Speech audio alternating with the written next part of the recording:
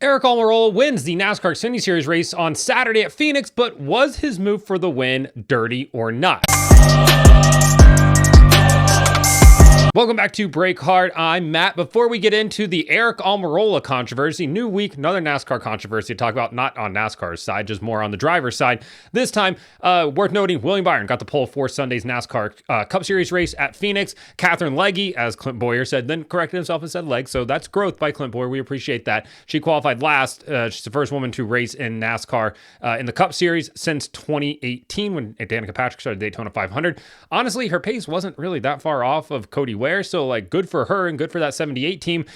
Goal for Sunday should just be to try to complete as many laps as possible. But let's get into what we want to talk about, and that is Saturday's NASCAR Xfinity Series race in Phoenix. And by Xfinity Series races at Phoenix standards, it actually wasn't that bad of a race. The race was dominated by Justin Allgaier. He led 130 of the race's eventual 208 laps, and it looked like he was finally en route to victory at Phoenix after coming so close so many times recently.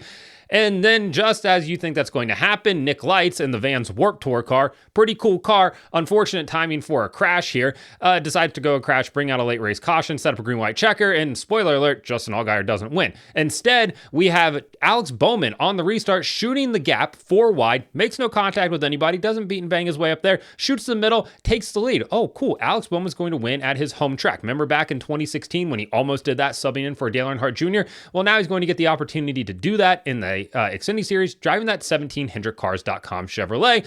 And then he got Aric Almirola. So Aric Almirola became one of those guys that doesn't practice what he preaches on Saturday because he absolutely walled Alex Bowman coming to the checker flag to pick up his first win of the season, taking that Young Life number 19 car to victory lane. And he's about as inspiring as a Young Life leader at that. But it feels very on brand for that organization, if you're somewhat familiar, that this is how he acted. Aric Almirola went down to the Xfinity Series last year, or back to the Xfinity Series after retiring from full-time NASCAR Cup Series driving to, race, try to win some races, and also teach some of these younger guys some respect, how to race like a veteran.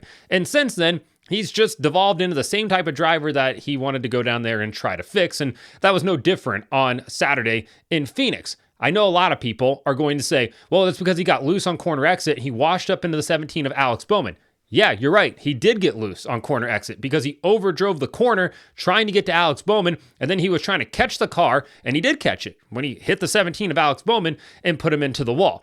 I think what annoys me the most about it is he gets out of the car after the race, and he said, quote, "I knew I was going to use him up a bit, but it felt warranted." What? Why did it feel warranted? At what point did Alex Bowman run into you, put you into the wall, use you up at all? He didn't, not in the entire race from what I can remember seeing. So that was a bit confusing to me. And then to be like, oh yeah, I knew I was going to use him up a bit. It's like, bro, I thought you were the same guy that was like, hey, we don't need to be crashing all the time and beating and banging. There's ways to pass people. But apparently not when, the checker flag is out there. I've seen people in my mentions on Twitter being like, what, like you would have just lifted and not tried to go at the checkered flag there? Listen, I'm a multi-time iRacing winner. I have respect for myself. I would never do something like that. I'm the cleanest racer out there. Don't look at my safety rating, all right? It's fine. But yeah, no, there's something different about overdriving a corner and ending up, catching the car into the guy that you're racing versus like a Ricky Craven or a Cale Gale at Homestead or, one of those type of battles where you make contact coming to the start-finish line.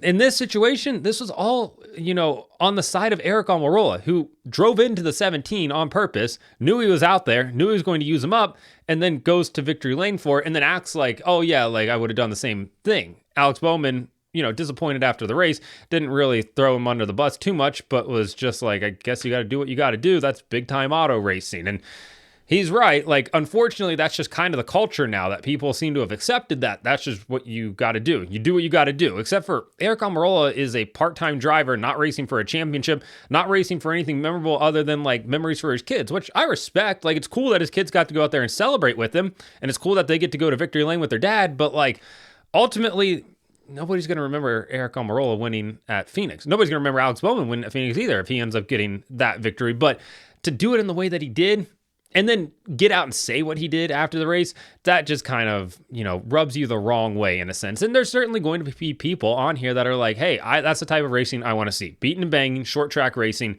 and this and that. Which, okay, fine. Like, I can understand that. I think it's more of the just like overdriving the corner and then just being like, yeah, I'll just run into the dude if I have to. There's no skill in that, in my opinion. Like anybody can just overdrive a corner and then just plow into the dude in front of them and try to take the win away. Like, okay, great.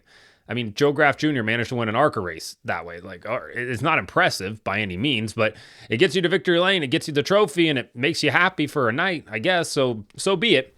That's fine. But I don't know, man. Just the way Aric Almirola went about it also doesn't help that Aric Almirola is not really like a likable character. I don't know. I think it probably has split people, half and half on this. It just felt like there was probably a better solution to it, or, just be relegated to second place, because that's where you were running at for a majority of the day. You ended up leading 25 laps on the day. Bowman led 50. Allgaier led 130, and then you had a couple mixes in there that had some single laps that were led. But yeah, overall, I mean, yeah, it was a decent race. Fine. Justin Allgaier absolutely just kind of dominated the thing. Bowman won stage 1, Allgaier won stage 2. Allgaier was in place to win it again there at the end. Brandon Jones did not wreck this weekend, so hats off to him. I'm sure Paul Menard, one of the Menards, Paul Menard, we'll just combine them there. We're pretty excited about that. Brandon's dad, probably excited about it as well. P3 finish for him. Ryan Sieg, P4 for RSS. Really strong run for them. And then you have Justin Allgaier in 5th.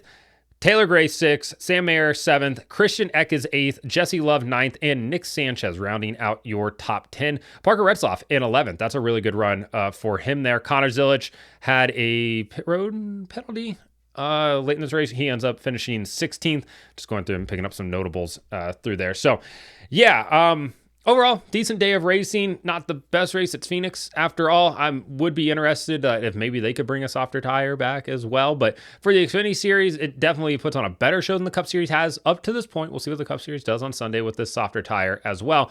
But yeah, it's, coming back in the fall, it'll be interesting to see what happens. I'm sure Austin Hill is going to absolutely know where the inside wall is going into turn 3 when we come back in the fall, because he clipped that, just turned in too early. Hits the left front on that wall, shoots him out. He ends up collecting Sheldon Creed along with Dean Thompson in one of the more bizarre wrecks. And he was beating himself up after, in his post-race interview, and he's going to have a long flight back to the East Coast to think about it as well. Yeah, just one of those things where it just turned in too early and created a big mess that was completely avoidable. Just one of those mental mistakes. And he owned it, and he's absolutely going to be annoyed about it for the time being. But hey, mistakes happen sometimes. I know everybody wants to rag on Austin Hill, but I can appreciate a guy being like, yeah, dude, that's on me. Like, just mental mistake there. And definitely seemed like he was going to be pretty hard on himself, which I think Austin Hill and that number 21 team hold themselves to a high standard, as they should. They're a really talented team, really fast every single week where they, in and out. And hey, he's hoping to come back in the fall with another shot at winning a championship. Had that opportunity last year and just didn't capitalize on it. See what happens this year, but certainly not the ending of the day that they were looking for. So let me know in the comments what you think about Aric Almirola's move there at the end of the race, and whether or not it was fair, foul, clean, dirty. You let me know. I'm leaning on the side of dirty at this point. Just because it's not ideal. That's not how I would want to win a race, but I think that I'm willing to admit that the Aric Almirola portion of this equation is maybe playing into why I think it was a little bit dirty and unlikable. So let me know in the comments what you think. Like and subscribe to the channel. Follow me on TikTok at BreakHard, Instagram, Twitter, and Facebook at BreakHardBlog.